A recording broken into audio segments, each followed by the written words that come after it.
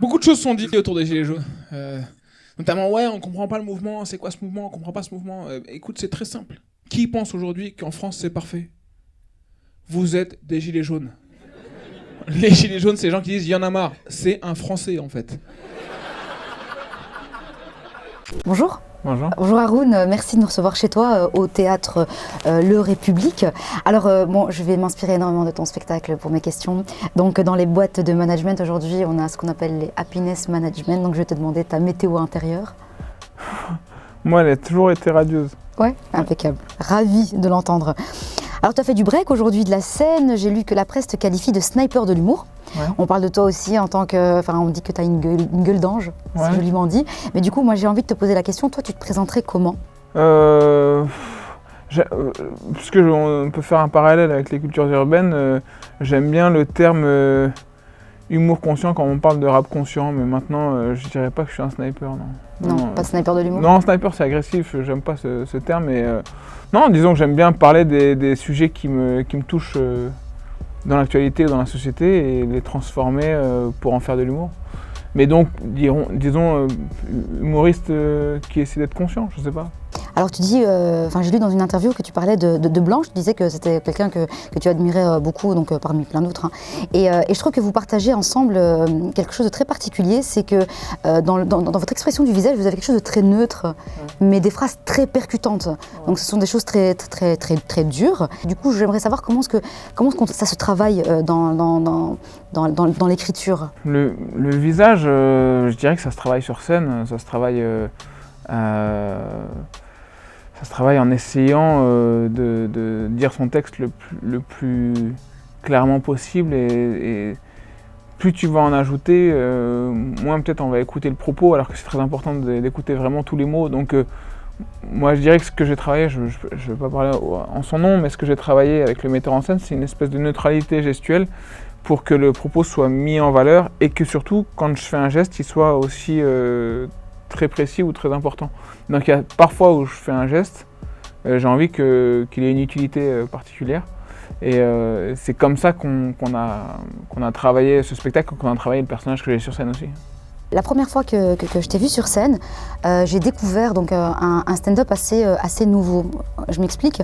Par rapport à la France et la Belgique, généralement, quand on voit des personnes qui se lancent dans le stand-up, on est souvent dans l'introspection. On parle souvent de soi, on parle beaucoup de sa culture, de sa manière de vivre, etc. Or, toi, j'ai pas ressenti ça. On parle très peu de toi, on te connaît pas du tout, finalement. On sait bien ce que tu penses. Ça, je pense que c'est très clair. Mais par rapport à toi, on en sait très peu. Pourquoi ? Je sais pas qu'est-ce qui définit le stand-up en fait. Moi je suis en train de me poser cette question en ce moment-là, c'est est-ce que stand-up ça veut dire avoir un micro et parler aux gens, ou alors avoir un micro, parler aux gens et parler de soi, ou alors s'interdire certains sujets parce que c'est du stand-up et que ça doit être fait à l'américaine. J'ai du mal à savoir qu'est-ce qui doit définir ça. Moi ce qui m'inspire, c'est pas des gens qui me parlent d'eux, même si j'aime beaucoup regarder ceux qui font ça et qui le font très bien, moi j'ai du mal à le faire. Mais ce qui m'a inspiré à la base, c'était pas des gens qui me parlaient d'eux, on en parlait tout à l'heure, les inconnus ou Coluche ou Desproges ou d'autres d'ailleurs, il y en a plein d'autres, les Anglais, les Monty Python, etc. C'est pas des choses où ils me parlaient vraiment d'eux, ils me parlaient de plein de choses, ils me racontaient des histoires, où ils me parlaient du monde. Et c'est ce qui m'inspirait, donc je me suis pas trop posé la question de pourquoi je faisais ça, mais c'est juste que j'avais envie de faire ça. Et l'autre chose, c'est que je sais pas trop parler de moi en fait. Franchement, j'estime pas avoir une vie très extraordinaire pour en parler, et même j'aurais du mal à en parler, alors qu'il y en a d'autres qui ont vraiment des choses peut-être beaucoup plus marquantes à dire. Et donc je préfère parler des sujets du monde parce que ma vie elle est beaucoup moins importante que tout ça, quoi. Dans ton spectacle, j'ai l'impression, en tout cas dans ta manière d'écrire, que tu parles beaucoup de la bêtise. Ouais. Et du coup, est-ce que c'est ça qui t'inspire ou c'est moi qui me En fait, ce qui m'inspire vraiment, c'est le fait d'essayer de faire croire qu'on est intelligent.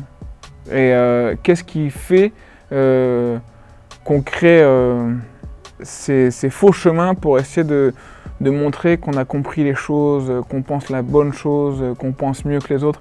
Et qu'est-ce qui fait là-dedans qu'on est trahi par notre comportement en fait. C'est ça qui m'intéresse, c'est qu'est-ce qui dans l'humain trahit son comportement et le faire descendre de son piédestal totalement. Et ça, c'est vraiment quelque chose qui m'intéresse parce que c'est ça qui parle de ce qui nous construit ou de notre humanité. En gros, on peut faire tout ce qu'on veut avec notre cerveau, il y a un moment nos tripes qui prennent le dessus. Et je te prends un exemple, c'est pas du tout pour placer une vanne ou quoi que ce soit, mais c'était une réflexion que j'avais sur les décisions qui sont prises en fin de réunion avant de manger, par exemple. Tu peux avoir des pontes qui vont prendre une décision hyper importante pour des pays, sauf que là, il faut se dépêcher parce qu'il est 12h30, tout le monde a la dalle. Et si tu veux, à quel moment l'estomac intervient sur la prise de décision qui devrait être normalement réfléchie. C'est ça qui m'intéresse, c'est cet aller-retour entre nos tripes et notre cerveau, quoi. Il y a tout n'importe quoi qui a été sur les gilets jaunes. Les BFM, ils ont qualifié de certains gilets jaunes de modérés, des gilets jaunes modérés. BFM, tu sens que les musulmans leur manquent, hein.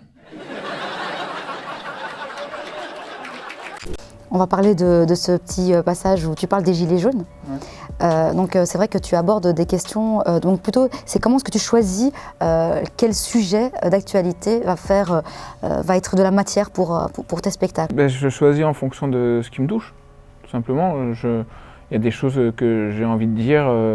Moi, mon seul moyen d'expression, il est par l'humour. C'est la seule chose que je sais faire et je sais pas comment faire d'autre. Donc c'est ma seule manière de faire. Donc à un moment où j'ai envie de dire quelque chose et qu'il y a des choses qui m'agacent, dans soit ce qui est dit, soit ce qui est pensé, soit ce qu'on peut confondre, soit le fait qu'on catégorise des gens ou des choses que je trouve aussi parfois injustes, bah, ma manière de faire c'est de l'humour, donc à partir du moment où ça me touche, je peux en faire un sketch. Alors tu relèves des évidences, tu parles effectivement dans les gilets jaunes il y a des méchants, puis il y a des gentils, puis il y a des racistes et puis il y a ci. Donc est-ce que tu as envie de... C'est vrai que la caméra nous indique, donc nous parle de la violence, nous parle de ci, nous parle de ça, mais toi tu relèves quelque chose de l'ordre de l'évidence.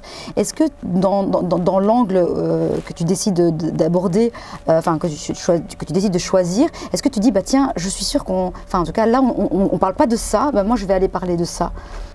Bah en fait, j'ai l'impression que ça revient à ce que je disais tout à l'heure. Je reparle de l'humain là-dedans, quoi, l'imperfection, quoi. On est imparfait. Ce qui m'intéresse de voir là-dedans, c'est au moment où tu juges des gens, est-ce que toi, tu es capable de dire que toi, t'es un comportement idéal et que tu es capable de pas te mettre en colère et tu es capable de... je veux dire, on peut toujours relativiser, on peut toujours mettre le curseur quelque part et ce qui est intéressant c'est quand on bouge les curseurs, là on peut en faire de l'humour. Donc en fait ce qui est important pour quelqu'un peut ne pas être important pour quelqu'un d'autre et donc notamment sur les gilets jaunes, l'espèce de truc où t'es embarqué dans un mouvement et que du coup tu fais un peu n'importe quoi mais t'as envie de t'habiller d'une certaine façon pour dire que t'as envie de te rebeller mais c'est pas la bonne façon, mais tu vois le gars qui est avec son foulard jaune, gilet rouge, il dit ah mais j'avais que ça à la maison. Donc c'est ça qui m'intéresse, c'est de voir que bah, t'es emporté par ton caractère, t'es emporté par ta colère, t'es emporté par tes émotions et du coup tu fais les choses qui sont pas réfléchies mais en fait c'est ça qui nous rend humains et c'est ça qui nous rend sympathiques aussi.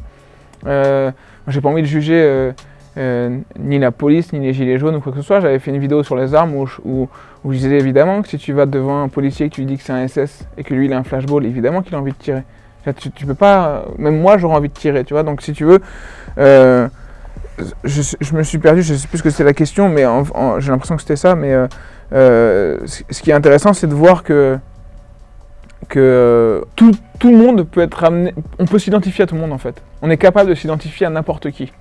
Et à partir de là, c'est intéressant d'en faire de l'humour parce que tu peux rendre sympathique n'importe qui ou tu peux rendre salaud n'importe qui. Et quand tu bouges ces curseurs-là, ben, tu fais rire, mais aussi t'ouvres le sujet à discussion. Il est là, t'es un facho. Mais évidemment que je tire. Évidemment, j'ai un flash. Mais qui ne tire pas si on t'insulte de facho, t'as un facho. C'est juste pour voir comment il boite un peu, tu vois. On parlait tout à l'heure de Coluche. Coluche est souvent, en tout cas, est parfois repris par des populistes. Est-ce que toi, quand tu décides de traiter d'un sujet, est-ce que tu fais attention dans ta manière d'écrire, par peur d'être repris par certains ? On peut toujours nous reprendre. Moi, je pense qu'on peut toujours citer quelqu'un et enlever ce qu'il y a autour et utiliser ce que tu dis. Moi, je pourrais très bien un jour commencer un sketch en disant je pense que c'est pas trop mal d'être raciste. Je pourrais très bien dire ça et ça serait réutilisé alors que après je vais expliquer. Mais il y a des gens qui peuvent couper ça et l'utiliser comme citation. C'est aussi pour ça que quand tu vas dans les médias, il faut être hyper prudent parce que tu ne sais pas quel montage va être fait juste après et tout et comment ça peut être utilisé. Donc tu peux toujours être réutilisé, ça c'est clair. Souvent, quand il y a un attentat, les musulmans, en tout cas certains musulmans, disent on espère toujours oh, j'espère que c'est pas un musulman. Est-ce que tu crois qu'il est possible qu'un jour on se dise j'espère que c'est pas un gilet jaune? Non, je pense pas. Moi, je pense pas que ça aille jusque-là, jusqu'à un individu isolé qui a pété un câble pour la cause gilet jaune. Je pense que la cause gilet jaune, elle n'est pas assez transcendante pour que ça soit revendiqué par des fous qui disent je fais ça au nom des gilets jaunes. Je pense qu'on n'en est pas encore là. Après, qu'est-ce que ça va devenir les gilets jaunes? Je sais pas trop, mais à mon avis, il faut quelque chose de transcendant ou de très de l'ordre d'une idéologie qui nous dépasse totalement, même en tant qu'humain, pour que la personne y croit assez pour aller se donner la mort quelque part, quoi. Il faut quelque chose de trop puissant pour ça et je pense aussi pas mal de drogue. Ça peut aider. Une dernière question. Tu dis que la scène est un espace où ça te permet d'être hyper honnête parce que tu ne peux être que sincère, parce que si ça va, ben, ça se voit. Si ça va pas, ça se voit aussi. Ouais. Est-ce que la scène est un endroit plus safe que la vie de tous les jours? C'est marrant parce que j'ai eu cette réflexion-là. Je voulais expliquer un truc sur les gilets jaunes à un ami. Et je lui ai envoyé mon sketch en fait. Parce que je lui ai dit, je sais pas te le dire autrement. Donc en fait, si tu veux, peut-être que pour nous, enfin pour moi en tout cas, c'est un endroit où j'arrive mieux à m'exprimer que dans la vie, où il y a des choses que je vais dire dans la vie qui peuvent heurter parce que je les ai pas dites avec humour ou avec un recul nécessaire à ce que les gens le prennent bien. Mais c'est un lieu d'expression qui est très important parce que on travaille notre manière de dire les choses, on les travaille, on les retravaille. Et ces choses-là, d'un coup, on les dit de manière fluide et de façon à essayer de poser notre pensée sans qu'elle soit heurtante. Là où, quand tu es dans la vie, tu peux parler sous le coup de l'émotion et dire quelque chose qui peut être vexant, alors que tu voulais pas forcément dire ça. Et ça permet en effet de développer des sujets qu'on ne peut pas forcément développer en étant sérieux. Si j'ai envie de développer des nuances sur qu'est-ce que j'appelle le racisme, bah, peut-être que dans une émission, si je le dis, les gens ils vont dire non, attention, vous pouvez pas dire ça, le racisme c'est le racisme. Alors que tu as envie parfois de dire qu'est-ce que c'est exactement, est-ce que moi je suis raciste, est-ce que... Sur scène tu peux dire moi je suis raciste et en faire des blagues. Et alors que dans la vie tu peux pas dire sérieusement moi je vous le dis je suis raciste. Donc si tu veux, il y a ce truc de forme qu'on travaille qui permet de faire passer les choses et donc du coup d'alimenter une réflexion et que les gens sortent de la salle en disant ah ouais peut-être qu'en fait je suis un peu raciste. Mais au moins il l'accepte et au moins il vit avec. Merci beaucoup. Avec plaisir.